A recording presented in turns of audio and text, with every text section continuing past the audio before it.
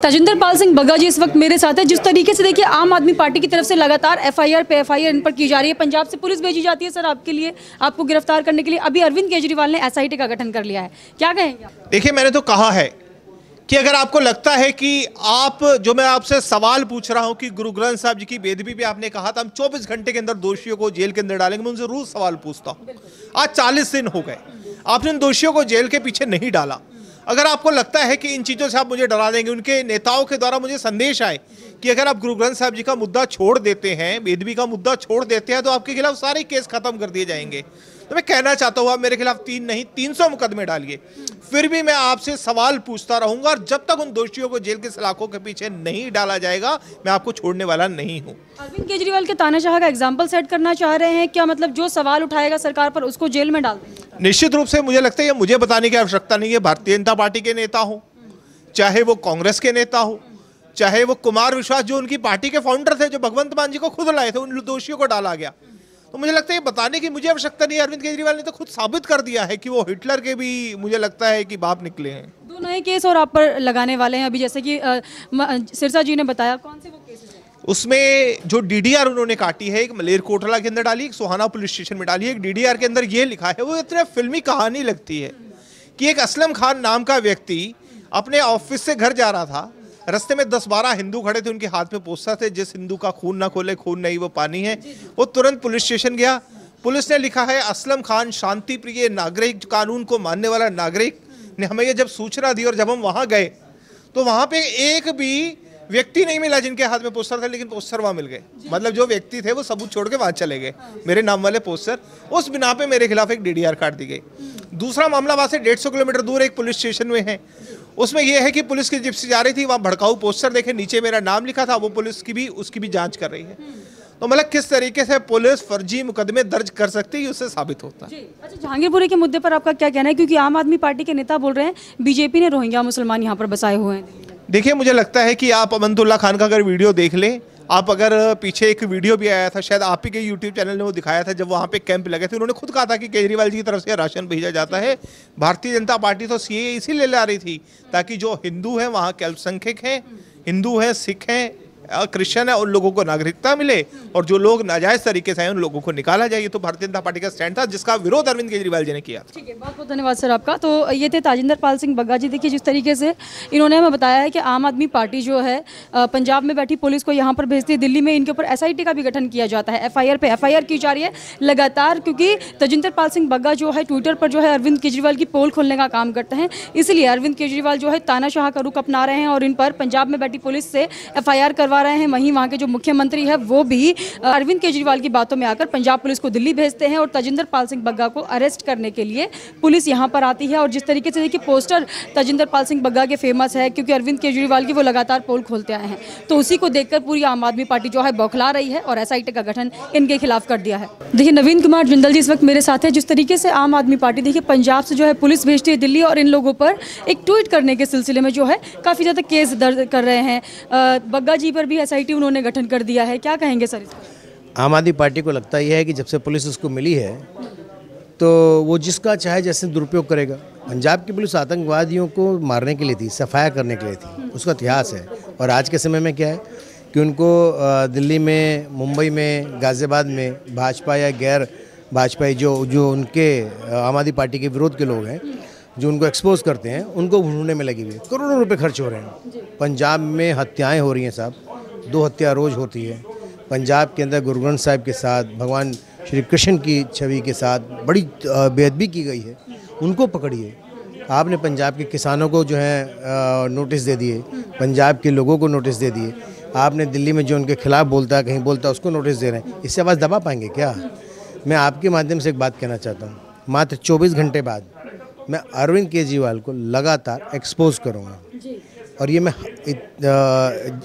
जितने मुकदमे चाहे केजरीवाल उतने दर्ज कर ले, मैं उसको एक्सपोज करता रहूँगा। क्या लगता है पंजाब पुलिस के गलत फायदा उठा रही है आम आदमी पार्टी, क्योंकि पंजाब से पुलिस दिल्ली आ रही है आप लोगों को उपयोग कर रही है? मेरे एक मामले में हाई कोर्ट ने एक जजमेंट दिया है, वो 22 पेज का जजमेंट है, और उस 22 पेज के जजमेंट बड़ा स्पष्ट कहा है कि आपने राजनीतिक द्वेष के कारण मुकदमा दर्ज किया है। अब तो समझना चाहिए उसको। उसके बाद फिर नया एक मुकदमा ले लिया, कितनी शिकायतें दर्ज करेंगे? इससे कुछ होगा नहीं। जितनी मर्जी शिकायत दर्ज कर लें, हम उसको छोड़ेंगे नहीं। जी, दिल्ली जहांगीरपुरी के मामले में क्या कहेंगे? अभी जिस तरीके से रोहिंग्या बांग्लादेशी को अरविंद केजरीवाल बसाने में लगा है, उसको ये लगता है कि रोहिंग्यन बांग्लादेशी को बसा करके ही वो अपनी राजनीतिक चमका सकता है। लेकिन दिल्ली में और भी तो लोग हैं जिनको फ्री राशन, बिजली, पानी कुछ नहीं मिलता। लोगों को समझना पड़ेगा, जवाब देंगे उसका। चलिए ठीक है, धन्यवाद सर। पूरी कार्रवाई के बाद देखिए आम आदमी पार्टी के विधायक यहाँ पर संजीव झा जी इस वक्त पहुंचे हुए हैं। सर 16 अप्रैल के बाद आप लोग यहाँ पर आए हैं, जिस तरीके से बुलडोजर की कार्रवाई हुई है, बताया जा रहा है अवैध निर्माण पर चला है बुलडोजर, क्या कहेंगे? आज आप मिले हैं, मुझे लगता है कि कुशल सिनेमा पर मीडिया के सामने खड़े होकर दर्द नहीं बांटा जा सकता, उसके लिए लोगों के बीच में जाना पड़ेगा। तो जो लोग वास्तव में दर्द बांटना चाहते हैं, 2 गली छोड़कर निकल जाते तो उन सब लोगों से मिल लेते, लेकिन कुशल सिनेमा पे आते हैं। तो आज लेकिन मैं इसलिए आज आया हूँ कि यहाँ के लोगों का भी कहना था, विधायक जी हम भी आपसे बात करना चाहते हैं, इसलिए आज उनके बीच में आए हैं। अच्छा, आम आदमी पार्टी की तरफ से लगातार बयान दिया जा रहा है बांग्लादेशी रोहिंग्या को बीजेपी ने बसाया। किन को बसाया हुआ है, किन को बांग्लादेशी और रोहिंग्या बता रहे हैं? अब ये तो बीजेपी बताएगी ना, उनको पता है। तो कितने बांग्लादेशी? हाँ, तो उनको पता है कि उन्होंने कहाँ बसाया है। दिल्ली पुलिस उनके पास, MCD उनके पास, DDA की लैंड उनके पास। तो ये अलग अलग जगह अलॉट करके बता देंगे तुम यहाँ रहो और जरूरत पड़ेगी दंगा भड़काने में तुम्हारा काम हम लेंगे। तो मुझे ये लगता है कि पूरे देश को, अब देखिए जहांगीरपुरी की बात नहीं है, 8 अलग अलग राज्यों में इस बार दंगे हुए हैं। तो ये दंगा करके राजनीतिक रोटी सेकना चाह रहे हैं, ये गंदी राजनीति करके समाज को बांटना चाह रहे हैं। लेकिन मुझे ये लगता है कि क्षेत्र की जनता, देश की जनता इनकी मंसूबे को कामयाब नहीं होने देंगे, वो सब साजिशों को समझ रही है। असदुद्दीन ओवैसी तो ये तक कह रहे हैं कि अरविंद केजरीवाल जो है बीजेपी के साथ मिलकर ये दंगा जो है फैलाने का। ओवैसी जी की अपनी दुकानदारी है, ओवैसी जी को दिल्ली के बारे में जानकारी नहीं हो, हैदराबाद के बारे में बात कर लें ज़्यादा अच्छा होगा। मुझे ये लगता है कि ये दोनों उनकी अपनी नफरत की दुकान लेकर खड़े हैं, बीगल अपने नफरत की दुकान लेकर खड़ा, दोनों में आपस में मेलजोल है कि जब ऐसा हो तो हम तुमको गाली देंगे, तुम हमको गाली दे देना और अपने रात रोटी सीखते रहना। आप कह रहे हैं बीजेपी से असदुद्दीन ओवैसी मिला है, असदुद्दीन ओवैसी के आम आदमी पार्टी बीजेपी से मिली हुई है, ये राजनीति जो चल रही है इस पर क्या कहें? देखिए, सबको पता है कि नफरत की राजनीति से फ़ायदा किसको हो रहा है। जब 2 कौमों के बीच में लड़ाई होगी तो एक तो फ़ायदा ओवैसी को होगा, एक कौम का फ़ायदा भाजपा को होगा। तो ये लोग, इनके पास कोई एजेंडा नहीं है। आज केंद्र सरकार की नाकामयाबी पर लोग सवाल ना करें, आज जो महंगाई है, भ्रष्टाचार है, बेरोजगारी है, उन तमाम मुद्दों पे लोग उनसे सवाल ना करें, इसलिए इस तरह की राजनीति करते हैं और दोनों इस तरह बातें करते हैं। जो कार्रवाई हुई है उसको सही ठहरा रहे हैं या गलत ठहरा रहे हैं? अतिक्रमण जो हुआ है उस पर बुलडोजर चलना चाहिए? देखिए, मैं अतिक्रमण के खिलाफ नहीं हूँ, लेकिन 15 साल से MCD में भाजपा की सरकार है, अतिक्रमण कैसे हो गया? आपने पैसे लेकर पहले अतिक्रमण कराए और आज मैं खुद ही चिट्ठी लिखा हूँ इसी सड़क के बारे में, 10 चिट्ठी लिखा हूँ मैं, अतिक्रमण हटना चाहिए। और अतिक्रमण हटने जब आता था तो इधर नहीं चलती थी, बोल उधर चल के आप फिर फोटो भेज दिया जाता था कि अतिक्रमण हट गया, क्योंकि यहाँ से कमीशन आते थे। तो मेरा ये कहना है कि कल का बुलडोजर अतिक्रमण हटाने का नहीं था, आपने जो जख्म दिया है उस जख्म को बुलडोजर से कुरेद रहे थे आप।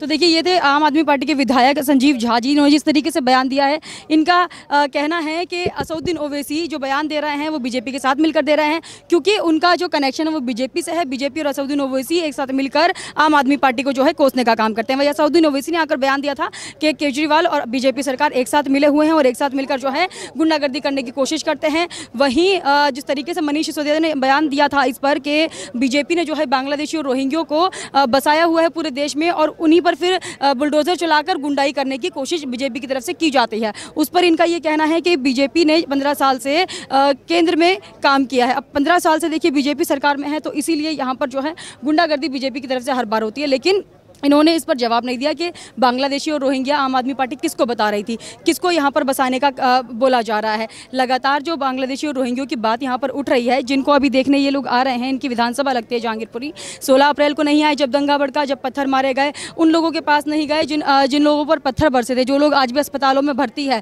वहाँ नहीं गए हैं। लेकिन आज यहाँ पर जब कल बुलडोजर की कार्रवाई हुई है, तो कल के बाद आज यहाँ पर विधायक आए हैं और पूरी कार्रवाई को देख रहे हैं और पूरी कार्रवाई को जो है गलत बता रहे हैं। वहीं दूसरी तरफ इन्हीं के नेता जो हैं यहाँ पर रह रहे लोगों को बांग्लादेशी और रोहिंग्या बता रहे हैं। जैसे कि अभी बयान आया था, जिस तरीके से मनीष सिसोदिया जी बोल रहे हैं कि बांग्लादेशी और रोहिंग्या बीजेपी ने बसाए हुए हैं, क्या कहेंगे आप? बिल्कुल सही बोल रहे हैं, बिल्कुल सही। ये लोग पिछले 7-8 साल से देश में कितने दंगे हुए हैं, ऐसे ही बसाते हैं और फिर उन बांग्लादेशी और रोहिंग्या का इस्तेमाल करते हैं, उनको यूज करते हैं, अपने वोट बैंक के लिए यूज करते हैं। अतिक्रमण के बाद किसको बांग्लादेशी रोहिंग्या बता रहे हैं मनीष सिसोदिया जी? यहाँ रह रहे लोगों को, अभी आप जिनके लिए आए हैं, जो आपकी विधानसभा लगती है, क्या उन लोगों को बांग्लादेशी रोहिंग्या बता रहे हैं? देखिए वो किसी भी क्षेत्र में हो सकते हैं, कोई स्पेशल वो नहीं है। वो 3 विधानसभाओं को टच करता है ये एरिया जहाँ पे हम खड़े हैं, तो वो किसी भी क्षेत्र में कोई भी कहीं रह सकता है। जो ठीक है, आप सर इतने दिनों से जब ये पूरा मामला सामने आया पत्थर बरसे, क्या आप उन लोगों से मिल के आए जो आज हॉस्पिटलाइज्ड हैं, अस्पताल में भर्ती है, जिनके पत्थर पड़े हैं, जिन पर हमला हुआ है? जी बिल्कुल बिल्कुल, जो है उन लोगों से मिले हैं हम हर रोज़ मिलते हैं। हमारा क्षेत्र है, क्षेत्रीय विधायक है हम, हमें ना कहीं बाहर से बुलाने की ज़रूरत है और ना कहीं बाहर जाने की ज़रूरत है। हम तो हर रोज़ किसी न किसी एरिया में आते जाते बैठते, चाय पीना, मिलना जुलना, ये चलता रहता है हमारा। कल बहुत ज़्यादा भीड़ यहाँ पर जमा थी, लेकिन आप कहीं से कहीं तक नजर नहीं आ रहे थे। आप क्यों नहीं आए थे यहाँ पर जब अतिक्रमण की कार्यवाही चल रही थी? कल मैं कहीं लेट था, वो अतिक्रमण की कार्रवाई चली कितनी देर थी, जो है उन्होंने तो युद्ध स्तर पे एक बार में ही सब कुछ वो कर दिया, जो है ना कोई जायज़ देखा। नहीं तो तरीका ये होता है कि जिसका भी आप अतिक्रमण हटा रहे हैं, जिसको बोल रहे हैं, उसके कागजात देखें, सही बैठा है, गलत बैठा है, नहीं हाँ है ना है, तो वो तरीका ही गलत था, अतिक्रमण हटाना गलत। ठीक है, तो देखिए यहाँ से आदर्श नगर विधानसभा से जो विधायक है पवन कुमार शर्मा जी, उनका ये कहना है अतिक्रमण हटाना सही है, लेकिन उस पर जो जायज़ कार्रवाई है वो होनी चाहिए। जिस तरीके से सुप्रीम कोर्ट ने 2 हफ्ते की इस पर रोक लगा दी है वो सही किया है, क्योंकि ये नोटिस जारी करके कार्रवाई होती है। और जहाँ तक बात रही कल जैसे कार्रवाई हुई थी, तो यहाँ पर जो विधानसभा के विधायक है वो खुद ही मौजूद नहीं थे, तो इस सवाल पर उन्होंने कहा कि किसी काम से बाहर थे। लेकिन इतनी बड़ी कार्रवाई हुई, यहाँ पर भीड़ इकट्ठा हो गई, तमाम जो पार्टी के नेता हैं वो यहाँ पर आए, कांग्रेस के नेता यहाँ पर आए, लेकिन आज जो है इनको समय मिला है अपने विधानसभा क्षेत्र में आके देखने का कि यहाँ पर क्या हो रहा है, कैसे हो रहा है। और मनीष सिसोदिया जी ने जिस तरीके से बयान दिया था बांग्लादेशी रोहिंग्यों पर, तो इनका जब मैंने पूछा कि क्या आपके विधानसभा में, आपके विधानसभा क्षेत्र में आप मानते हैं कि बांग्लादेशी और रोहिंग्या हैं, क्या उन पर कार्रवाई हो रही है, क्या अतिक्रमण पर कार्रवाई सही है, तो इनका कहना है कि वो देखा जाएगा। लेकिन ठीक ठाक इन्होंने जवाब नहीं दिया है, क्योंकि मेरे सवाल का इन पर कोई पुख्ता जवाब था नहीं। तो आप हमें कमेंट करके जरूर बताइएगा आपका इस पर क्या कहना है। हमारे साथ ऐसे ही बने रहिए, धन्यवाद।